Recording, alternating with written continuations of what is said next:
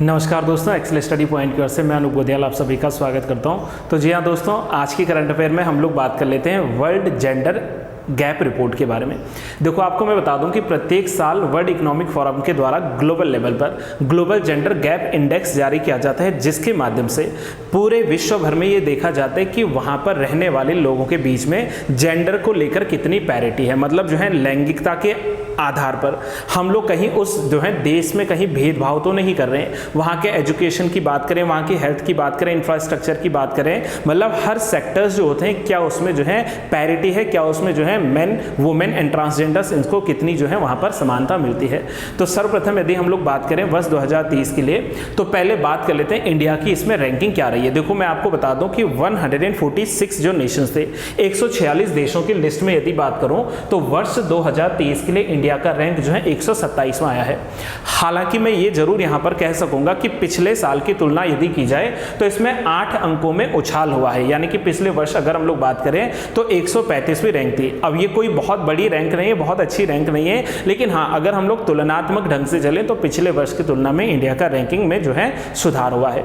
वहीं सर्वप्रथम हम लोग इसमें जान लेते हैं कि पूरे विश्व में जो टॉप 10 नेशंस हैं, टॉप 10 जो कंट्रीज हैं जहां पर जेंडर पैरिटी सबसे ज्यादा है, तो उनमें सर्वप्रथम जो है इसमें टॉप किया है इस रैंकिंग में आइसलैंड ने, जिसको जो है पहली रैंकिंग मिली है। पॉइंट्स यहां पर याद रखने की आवश्यकता है नहीं, लगभग 0.912 स्कोर इन्होंने किया है। पिछले वर्ष की अगर तुलना करें 2021 में तो 0.04 जो है इसमें इनको क्या मिला है, इंक्रीज मिला है। इतने में इन्होंने बढ़ोतरी की है।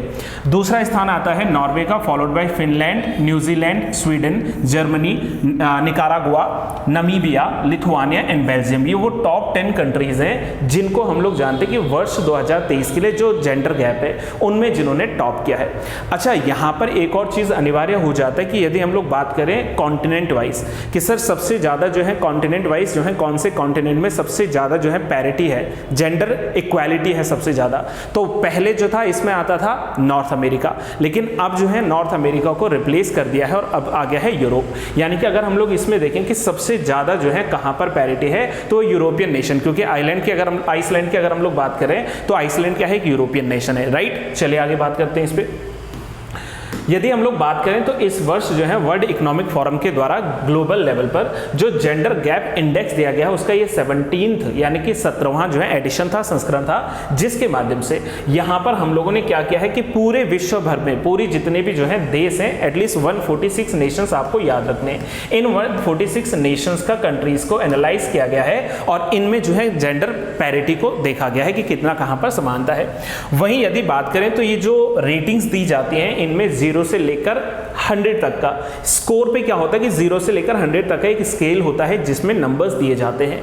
अब देखो, ये ऑब्वियस है, अगर हम लोग रैंकिंग्स दे रहे हैं और किसी कंट्री को 0 से रैंकिंग देंगे तो इसका तात्पर्य क्या होगा कि उस देश में रैंकिंग क्या हो जाएगी, उस देश में रैंकिंग कम हो जाएगी। लेकिन अगर जैसे जैसे हम उसके पास बढ़ते चले जाएंगे, उससे जो है ऊपर चलते चले जाएंगे, तो वहां पर वैसे वैसे वैसे क्या होगा, रैंकिंग इसमें सुधरती जाएगी। देखो, जैसे 0 से लेकर 80, 90 तक, ठीक है। अगर हम लोग आइसलैंड की बात करें, वन एंड ओनली जो है एक ऐसा एरिया है, एक ऐसा जो है देश है वहां पर जिसने क्या किया है, 90+ स्कोर किया है, मतलब रैंकिंग्स की यदि हम लोग बात करें। वहीं यहां पर बात ये इंपॉर्टेंट आ जाती है कि जो 146 कंप्लीट देश है उनका अगर हम लोग कंप्लीट जो देखें कि कितना रेशियो है, कितने पर जो है इन्होंने इस एडिशन में कहां पर स्टैंड करता है परसेंटेज के हिसाब से, 100 में से कंप्लीट परसेंटेज देखें तो ये आता है 68.4%।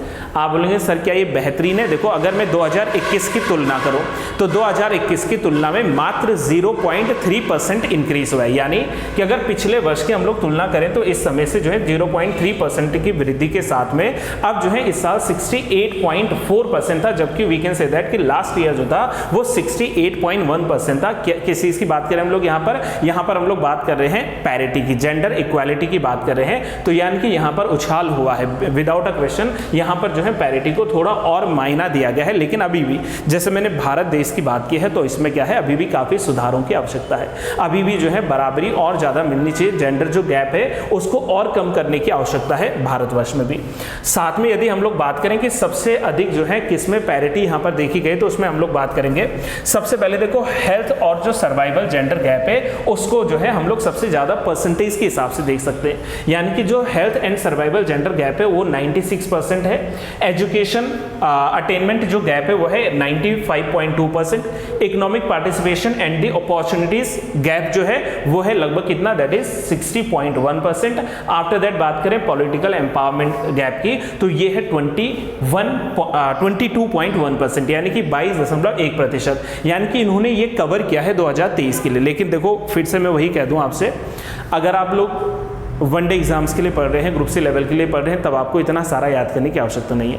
हाँ, लेकिन अगर पीसीएस या मान लीजिए यूपीएससी में अगर आप लोग लिखते हैं, मेंस में लिखते हैं, तो वहाँ पर हो सकता है कि वो ग्लोबल जेंडर गैप इंडेक्स के बारे में जो है कुछ आईआरसी क्वेश्चंस बना दे, करंट अफेयर्स में कुछ क्वेश्चंस डाल दे, राइट। तो उसके लिए आपको जो है ये कंप्लीट न्यूज़ का जानना जो है अनिवार्य हो जाता है। जैसा मैंने आपसे कहा कि जेंडर पैरिटी इन यूरोप, ठीक है, कितना है, that is 76.3% surpass the parity level in North America जो कि 75% है, और इन्होंने जो है लगभग 1 हम लोग बात करें 3% से क्या किया है, वृद्धि किया है इस साल। अगर हम लोग मतलब ज्योग्राफिकल रीजन के आधार पर अगर इसको देखें कि वास्तव में किसको टॉप रैंकिंग मिली है। अच्छा, लास्ट में जो इंपॉर्टेंट टॉपिक आता है वो आता है कि वास्तव में जो वर्ल्ड इकोनॉमिक फोरम है ये है क्या चीज, यानी कि वर्ल्ड इकोनॉमिक फोरम की बात करें तो ये क्या है, WEF, राइट। तो वर्ल्ड इकोनॉमिक फोरम जो है एक इंटरनेशनल ऑर्गेनाइजेशन है, अंतरराष्ट्रीय संगठन है जिसके द्वारा या जो है पब्लिक प्राइवेट कॉर्पोरेशन पर काम करता है, मतलब सरकारी सहयोग भी इसमें होता है तो निजी सहयोग भी इसमें होता है। इसकी स्थापना की बात करें तो 1971 में इसकी स्थापना हुई थी as a non profit organisation, जिसका काम जो है वो प्रॉफिट नहीं बल्कि नॉन प्रॉफिट, यानी कि हम लोग कह सकते हैं गैर लाभकारी संगठन के रूप में इसकी स्थापना हुई थी। और इसका हेडक्वार्टर जो है Geneva, that is in Switzerland में इसका हेडक्वार्टर है। इसके द्वारा जो है WEF के द्वारा ग्लोबल जेंडर गैप इंडेक्स के अलावा कौन सी रिपोर्ट जारी की जाती है, तो एनर्जी ट्रांजिशन रिपोर्ट देता है, ग्लोबल जो है कॉम्पिटिटिवनेस इंडेक्स यानी कि जो प्रतिस्पर्धा सूचकांक आता है उसको रिलीज किया जाता है, ग्लोबल IT रिपोर्ट इसके द्वारा दी जाती है। इसके अलावा जो है WEF अकेले नहीं, देखो WEF क्या करता है, इनसीड के साथ मिलकर और जो कॉर्नेल यूनिवर्सिटी है इसके साथ मिलकर जो है रिपोर्ट जारी करता है, कौन से वाली, ग्लोबल IT रिपोर्ट की यदि हम लोग बात करें, ग्लोबल जेंडर गैप रिपोर्ट जिस पे अभी हम लोगों ने चर्चा की है, राइट। इसके अलावा जो है ग्लोबल रिस्क रिपोर्ट और global travel and tourism report जो है, ये सारी जो है रिपोर्ट WEF नाम की संस्था के द्वारा जारी की जाती है। तो मुझे उम्मीद है दोस्तों कि आज की इस करंट अफेयर के माध्यम से आपको WEF और इससे जुड़ी हुई वर्ष 2023 की जो ग्लोबल गैप इंडेक्स जो रिलीज किया गया है उसके बारे में जो है सारे क्वेश्चंस आपके क्लियर होंगे। अगर कोई भी डाउट आपके मन में रहता है तो आप उसको जो है कमेंट बॉक्स में पूछ सकते हैं। अगर आपको वीडियो अच्छी लगती है तो वीडियो को लाइक जरूर करें, वीडियो को ज़्यादा से ज़्यादा शेयर करें, और अगर आप लोगों ने अभी तक चैनल को सब्सक्राइब नहीं किया है तो चैनल को सब्सक्राइब करना ना भूलें और साथ में बेल आइकन जरूर दबाएं। Till then have a good day to all, thank you so much and keep learning.